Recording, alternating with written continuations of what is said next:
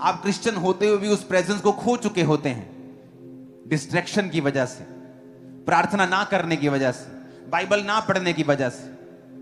आप उसकी हुजूरी को आप खो चुके होते हैं, क्योंकि आप कंप्लेंट्स करते हैं हर वक्त, मरमर करते हैं, आप हर वक्त कुड़कुड़ाते हैं, इसलिए परमेश्वर की हुजूरी आपकी लाइफ में नहीं रहती।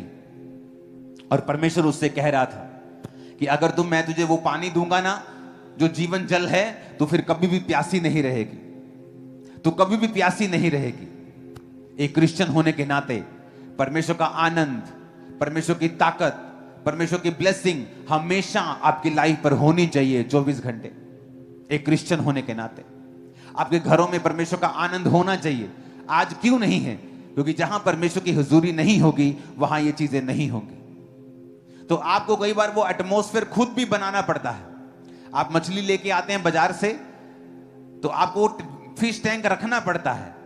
अगर आप उस मछली को पालना चाहते हैं तो फिश टैंक में वो पलती, आपको उसके लिए एटमॉस्फेयर तैयार करना पड़ता है। तो परमेश्वर की प्रेजेंस के लिए भी आपको एटमॉस्फेयर रेडी करना पड़ता है। परमेश्वर ने आदम को बनाया, पूरा माहौल बनाया, एटमॉस्फेयर बनाया। उसने सूर्य, चांद, उसने सारा चीजें, सारी पृथ्वी, पेड़ पौधे, जंतु, मछलियां सब बनाया और आदम को बना के उस एटमॉस्फेयर में रख दिया। परमेश्वर आपके जीवन में जब होगा, आनंद होगा, शांति होगी, बरकत होगी, ताकत होगी, कमजोरी नहीं होगी, डर नहीं होगा। लेकिन परमेश्वर की प्रेजेंस को कैसे अपनी लाइफ में लाया जाए, कैसे उस एटमॉस्फेयर को क्रिएट किया जाए, कैसे उस जीवन जल को रिसीव किया जाए कि आप भी परमेश्वर की वही हुजूरी में रह सकें जो परमेश्वर ने आदम को दी थी। पहली बात, तौबा करना अपने गुनाहों से, अपने पापों से। इसलिए परमेश्वर ने कहा था, यदि तू जानती तू किससे मांग रही है, तू जानती अगर मैं कौन हूं तो तू मुझसे मांगती। तो अपने पति को, जो तेरा पति है भी नहीं, उसे व्यभिचार को छोड़ के तो मुझसे मांगती। जब आप तौबा करते हैं, आप प्रभु की प्रेजेंस में वापस चले जाते हैं। जब आप परमेश्वर की प्रेजेंस में वापस चले जाते हैं, जिस तरह मछली को पानी में अंदर जाके फिर तसल्ली मिलती है जब उसे बाहर निकाल लिया जाता है और वो तड़पती है, जब वो पानी के अंदर जाती है तब उसे रिलैक्सेशन मिलती है, उसे सुकून मिलता है, वैसे ही सुकून आपकी लाइफ में आना शुरू होता है। आप समझना शुरू करते हैं, हाँ मैं क्यों बेचैन था, क्यों मेरी लाइफ में ये दिक्कतें थी, क्यों मेरी फैमिली में ये प्रॉब्लम्स थी, क्यों मेरे जीवन में ये सारी दिक्कतें, ये सारे श्राप चल रहे थे, क्योंकि मैं प्रभु की हुजूरी से दूर था। फिर आपका परमेश्वर एक ही होता है, 10 परमेश्वर नहीं होते। 10 जगह आप सिरों को नहीं झुकाते हैं, हर जगह सब कुछ नहीं खाते आप परमेश्वर में वफादार रहते हैं, आप प्रभु के साथ अंग संग रहते हैं और आपको मालूम होता है कि मैं परमेश्वर की प्रेजेंस में अगर रहूंगा तो ये सारी चीजें, सारी बरकतें, ये शांति, ये आनंद, ये परमेश्वर की प्रेजेंस की सारी सुरक्षा परमेश्वर के मेरे जीवन में रहेगी।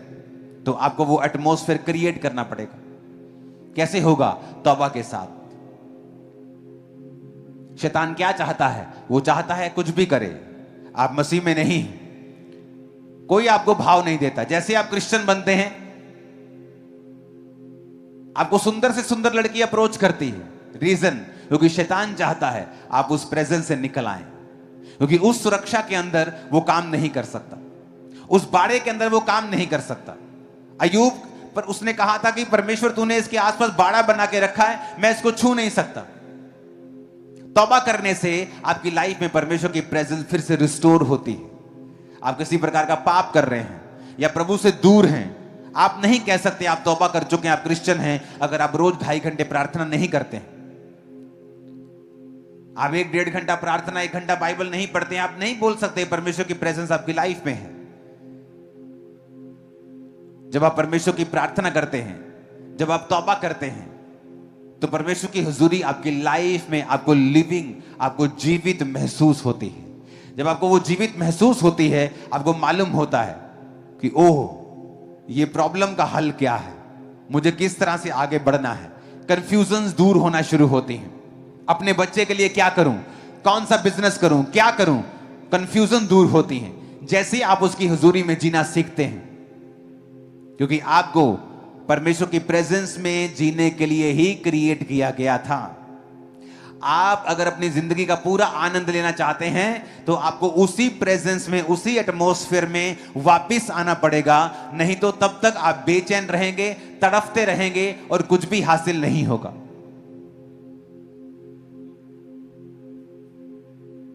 वो स्तुतियों पर विराजमान है।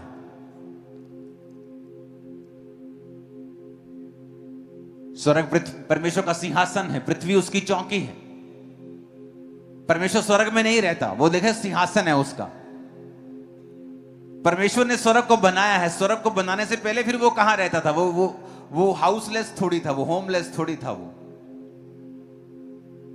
फिर वो कहां रहता था? बाइबल कहती है परमेश्वर स्तुतियों के बीच में विराजमान है।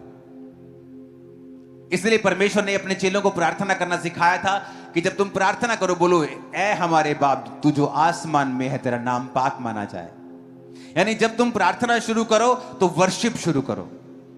आज हम प्रार्थना जब शुरू करते हैं, सीधा ही कंप्लेंट, हे परमेश्वर तू नहीं जानता आज मैं कितना कितना दुखी हूं, तू नहीं जानता आज मैं कितनी दुखी, सीधा कंप्लेंट। और परमेश्वर की हम बोल लेते हैं, हम कंप्लेंट कर लेते हैं, प्रार्थना कर लेते हैं, और क्या देखते हैं? हमारे जीवन में कुछ भी बदला नहीं। सिर्फ मन की भड़ास हमने निकाली है और कुछ भी बदलाव हमारी जिंदगी में नहीं हुआ है। जब तक हम सिस्टम से नहीं चलेंगे। कई बार आपको कंप्यूटर में बड़ी जल्दी होती कि मुझे ये जल्दी जल्दी करना है, लेकिन वो आपसे मांगता है, okay do you want to do this, then click this and then this, अब दिस। अब बोलेंगे जल्दी जल्दी कर दे। आप जितना जल्दी करेंगे वो आपको उतना लेट कर देगा। आपको फिर से करेगा, ओके देन गो अगेन, फिर से फॉर्म भर अपना। फॉर्म में एक गलती होगी, जल्दी जल्दी भर, फिर से भर अपना फॉर्म। वो और फ्रस्ट्रेटिंग होता जाता है प्रोसेस, क्योंकि आप और जल्दी करना चाहते हैं। आप बैठते कंप्लेंट करना चाहते हैं। आप प्रभु को बताना चाहते हैं कि आपके बेटे ने आज आपको गाली दी है, आपके हस्बैंड ने शराब पी के आपको उसको मालूम है, वो अंधा थोड़ी है, वो उसने आपको आंखें दी, उसको पता है कि आपके हस्बैंड ने आज आपको गाली दी है। उसको पता है कि आज आपके बिजनेस में आपका बैड डे था, उसको पता है। हो सकता है वो उन सिचुएशंस को यूज कर रहा हो आपको अपने करीब लेके आने के लिए। तो परमेश्वर ने हमें मैनुअल दिया है कि जब तुम परमेश्वर की प्रेजेंस में जाओ तो किस तरह करो। ऐ हमारे बाप तू जो आसमान में है, तेरा नाम पाक माना जाए, तेरा राज्य आए। तो जब वर्शिप में आप बैठेंगे, प्रार्थना में बैठेंगे, सबसे पहले चाहे दुखी हो सुखी हो, आप वर्शिप करें, प्रभु की वर्शिप करें, थैंक्स गिविंग के साथ, धन्यवाद के साथ लिखा मेरी हजूरी में आ। फाटकों में प्रवेश कर थैंक्स गिविंग के साथ, आंगनों में प्रवेश कर धन्यवाद के साथ, थैंक्स गिविंग के साथ, स्तुति करते हुए प्रवेश कर। और जैसे ही आप ऐसा करना शुरू करेंगे, आप नोटिस करेंगे परमेश्वर की जो प्रेजेंस है आपकी लाइफ में वापस आना शुरू होगी, और ये मेन चीज होगी। दूसरा भी देखना है कि मसीह का प्रेम मुझ में दिखता है कि नहीं दिखता है। तीसरा हमको देखना है क्या मेरे शब्दों से मसीह को महिमा मिलती है कि नहीं। कि मैं उससे सिर्फ प्रेम करता हूं तो ये शब्दों से करता हूं कि हाँ प्रभु आपसे बहुत प्यार करता हूं, पर मेरी सोच तो प्यार ही नहीं करती। और हमको ये देखना पड़ेगा कि जब हम आईना देखते हैं, अपने भीतर देखते हैं, तो हम उसको दिखाई देते हैं कि नहीं, हमारे हृदय में वो दिखता है कि नहीं दिखता है। तो कुछ वचनों को हम देखेंगे, क्योंकि ये सब चीजें इसलिए है क्योंकि परमेश्वर ने हमसे प्रेम किया। उसने वचन बोला कि जो मुझसे प्रेम करता है वो मेरे वचन को भी मानेगा, मेरा पिता भी उससे प्रेम करेगा। प्रेम ऐसी चीज होती है जो हर एक चीज दे देती है, निस्वार्थ। मेरा बर्थडे था, मेरे भाई बहनों ने मुझे सब कुछ दिया, दिल खोल के प्रेम से दिया, है ना। वो प्रेम जो वापस नहीं लेता है। तो परमेश्वर ने सारी आशीष दे दी, फिर हमको क्यों नहीं मिल रही। तो हम भजन संहिता 118 उसका 8वां वचन पढ़ते हैं। भजन संहिता 18 का 8। यहोवा की शरण लेनी मनुष्य पर भरोसा रखने से उत्तम है। Hallelujah, hallelujah. परमेश्वर का वचन ये कह रहा है कि यहोवा का शरण लेना अच्छा है मनुष्य पर भरोसा रखने से, क्योंकि मनुष्य परमेश्वर ने बनाया, वो जानता है कि मनुष्य क्या है। मनुष्य पलट सकता है, परमेश्वर कभी नहीं पलट। तो वो ये कहता है कि हम उसके जीवन में, उसके शरण में रहते हैं कि जब हमें कुछ भी चीज की नीड्स होती है, कुछ भी चीज की हमको, हम तुरंत मनुष्य की शरण में चले जाते हैं, मनुष्य पर भरोसा कर लेते हैं कि ये हमारे लिए करेगा। परमेश्वर तो न जाने कब करे, पर हम पहले उससे बात कर ले, इससे बात कर ले, उससे परमेश्वर से हम बात नहीं करते।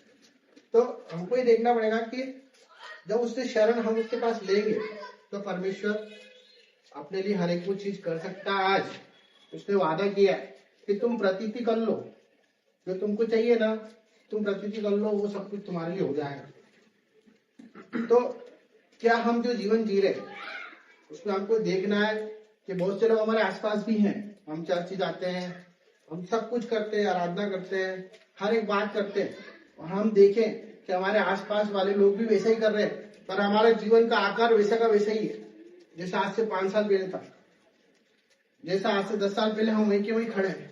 हम किसी चीज के लिए दुआ कर रहे हैं, वो दुआ हमारी हो ही नहीं रही।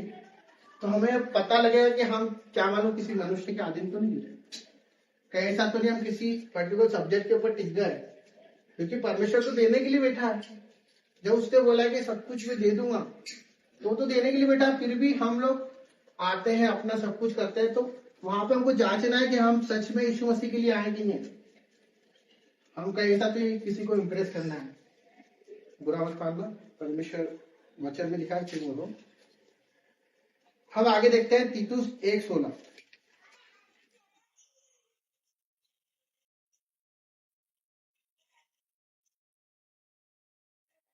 वे कहते हैं कि हम परमेश्वर को जानते हैं, पर अपने कामों से उसका इनकार करते हैं, क्योंकि वे घृणित और आज्ञा न मानने वाले हैं और किसी अच्छे काम के योग्य नहीं। हालेलुया। परमेश्वर का वचन ही कह रहा है कि हम परमेश्वर को तो जानते हैं पर उसके कामों को करते कि नहीं करते। वचन तो हमने सुन लिया, वचन में लिखा है कि अगर तेरे पास 2 रोटी है तो एक जाके दे क्या, तेरे पास 2 कपड़े हैं तो दूसरा दे दे। अगर तेरे पास जो भी है ना, तेरी कुवत नहीं है भाई, वो मैंने दे रखा है, सांस ही चल रही है ना, ये मेरी है, तेरी नहीं है। मैंने किसी पर्पज से तुझे भेजा है, इसलिए भेजा है। पड़ोसी भी वैसे ही करता है, जो मनुष्य जो मूर्ति पूजा करता है, हर एक वो चीज करता है, गंदे काम करता है, वो भी वही करता है, सेम है। हमें उसमें क्या अंतर हो गया? जब उसने बोला है कि तुम मेरे वचन को सुन ले, तो पड़ोसी भी हम बिठा लेंगे ना, भी सुन लेगा, वो सुन लेगा आके बोले हाँ मैं भी जानता हूँ यीशु मसीह को, मैं प्रार्थना में जाता हूँ। प्रार्थना में जाने से और वचन पढ़ने से सब कुछ होता है, पर उसके साथ उसके कार्य भी करने पड़ते हैं। कोई गरीब है, कोई दुखियारी है, कोई परेशान है, किसी का कोई नहीं, किसी का पति चले गया, उसका कोई नहीं है, किसी का बाप पिलस रहा, किसी का भाई तड़प रहा, वो हमारा ही भाई है। उसका एक उदाहरण है जो कि हम वचन से देखेंगे, लूका 10 उसका 35 है।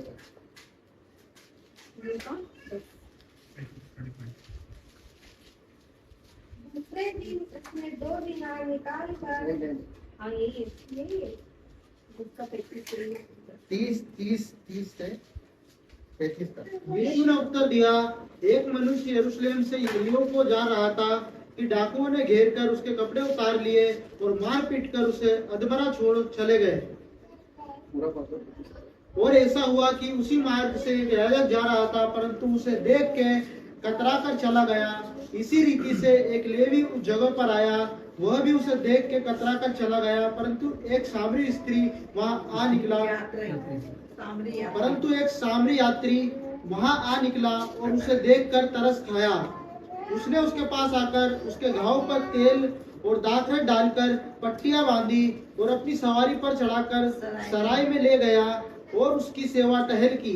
दूसरे दिन उसने 2 दिनार निकालकर सराय के मालिक को दिए और कहा, इसकी सेवा टहल करना, और जो कुछ तेरा और लगेगा वो मैं लौटने पर तुझे भर दूंगा।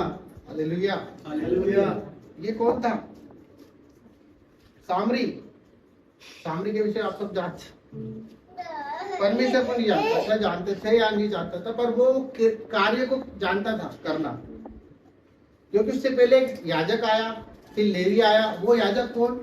जो आराधनालय में प्रार्थना गृह में रहते हैं, याजक, प्रेस्ट, वो लोग छोड़ के चले गए। प्रार्थना करते थे इसके लिए, पढ़े रहने दो, खून बंद हो जाएगा, है ना, ठीक हो जाएगा अपने आप। नहीं, जो नहीं जानता था उसने उठाया, उसने उसको पहुंचा, उसको लेके गया, उसको अस्पताल में भर्ती कराया, और ये भी बोला दूसरे दिन के जो पैसा लगे वो भी मैं दूंगा। फॉर एग्जाम्पल सिंपल दीदी कि अभी इन्होंने टेस्टिमनी दी थी कार्य करने की, मुझे मालूम मेरे बहन भाई सब इंटरनल करते हैं, पर ये बात मनन किए तो दीदी ने एक बेसहारा को सहारा दिया, समझ दी उसको, बोला कि नहीं तू उठ, तू कैंसर में नहीं है, मैं तेरे लिए प्रार्थना भी करूंगी, तेरे साथ चलूंगी भी सही। हालेलुया। तो वो उदाहरण है कि हम कार्य को भी करें, हम ऐसा ना बने कि भाई इसको भूख की जरूरत है और उसको हम प्रार्थना कर रहे हैं, इसको किसी और चीज की जरूरत है हम वो नहीं दे रहे और उसको उसके लिए प्रार्थना कर रहे हैं, कोई प्यासा है हम बोल रहे हैं कि भाई हम प्रार्थना करनी है, पर उसके साथ साथ हमको उसके लिए समाधान भी निकालना है, क्योंकि परमेश्वर ने हमको बुद्धि दी है, समझ दी है। एक वचन और पढ़ लेते हैं लास्ट के अंत में, यिर्मयाह 23 उसका 16 वचन।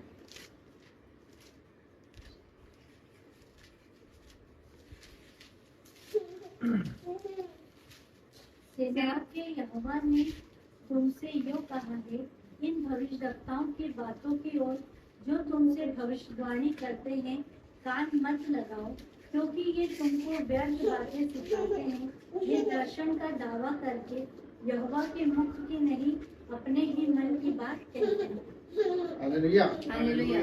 ये वो उदाहरण है जो आज दुनिया में हम जब YouTube खोलते हैं तो बहुत सारे झूठे भविष्यवक्ता आ चुके हैं, वो ऐसी ऐसी चीजें सिखा रहे हैं आप लोगों को।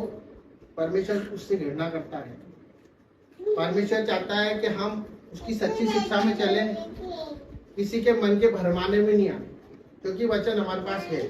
अगर कोई बोल रहा है, आज मैं बोल रहा हूँ, पर अगर वचन से अलग बोल रहा हूँ तो आप समझ जाओगे ये व्यक्ति झूठ बोल रहा है। इतना भेद हमको परमेश्वर ने दिया है। तो परमेश्वर अगर हम जा रहे हैं और किसी ने हमारी भविष्यवाणी कर दी तो हमको उसका जीवन भी देखना है। तो सच में मसीह है, सच्चा आदमी जो परमेश्वर के ऊपर उससे बुलवाता है। तो बहुत से ऐसे प्रभु घृणा करता है कि ये मेरे लिए आया था और ये अब मनुष्य की बातें सुनने लगे, वचन में नहीं देख रहा है, वचन में नहीं पढ़ रहा है, और किसी ने बोल जाए तेरे जीवन में तो तू कल कार लेके आने वाला है या कल तू ये लेने वाला है, पर वो सब मिलेगी। पर हमको ये समझना है कि हम सही में वचन पर ध्यान दे रहे कि नहीं दे रहे, वो परमेश्वर की ओर से ही होगी जो भी होगा। फिर से हम वही वचन पढ़ेंगे जो कि यूहन्ना 14 का 23 जो शुरू में मैंने पढ़ा है, मैं खुद पढ़ लेता हूँ। इसलिए पढ़ेंगे क्योंकि सब हमने पढ़ लिया है, तो बहुत सारी नेगेटिविटी चीजें थी।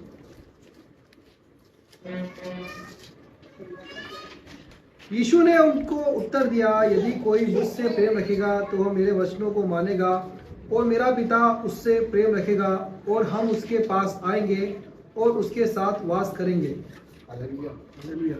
ये वचन वो चाबी है जो हमारी हर एक तकलीफों को दूर कर सकता है, प्रेम। पर हमने हमेशा वचनों में पढ़ा है और हम सबका उदाहरण लेते हैं कि परमेश्वर ने कैसा प्रेम करा, परमेश्वर ने कैसा प्रेम करा।